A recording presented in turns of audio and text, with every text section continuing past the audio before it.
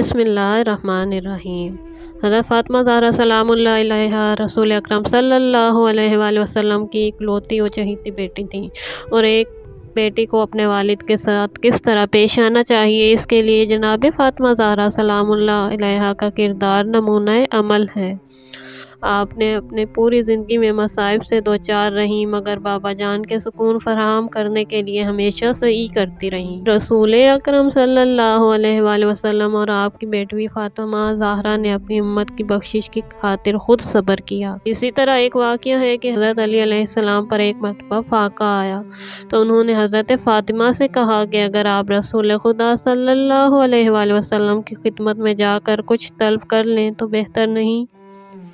چنانچہ حضرت فاطمہ زہرا سلام اللہ علیہا رسول اکرم صلی اللہ علیہ وآلہ وسلم کے پاس تشریف لے گئیں۔ اس وقت رسول خدا صلی اللہ علیہ وآلہ وسلم کے پاس حضرت ام ایمن موجود تھیں۔ حضرت فاطمہ نے دروازہ کھٹکھٹایا تو رسول کریم صلی اللہ علیہ وآلہ وسلم نے حضرت ام ایمن سے فرمایا، یہ کھٹکھٹاہٹ تو فاطمہ کی ہے، آج اس وقت آئی ہیں، پہلے تو کبھی اس وقت نہیں آیا کرتی۔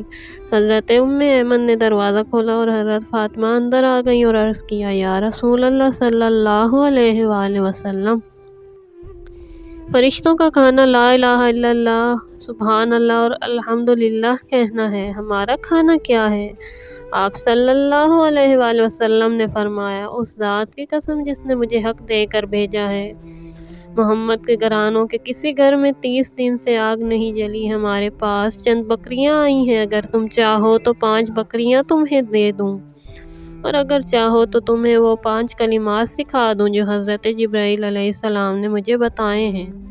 حضرت فاطمہ نے عرض کیا، نہیں، بلکہ مجھے وہی 5 کلمات سکھا دیں جو حضرت جبرائیل علیہ السلام نے آپ کو بتائے ہیں۔ رسول اکرم صلی اللہ علیہ وآلہ وسلم نے فرمایا، تم یہ کہا کرو، یا اول الاولین و یا آخر الاخرین و یا ذی القوۃ المتین و یا راحم المساکین و ارحم الراحمین۔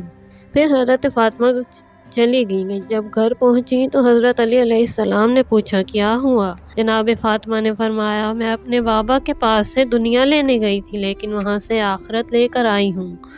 حضرت علی علیہ السلام نے فرمایا، پھر تو یہ دن تمہارا سب سے بہترین دن ہے۔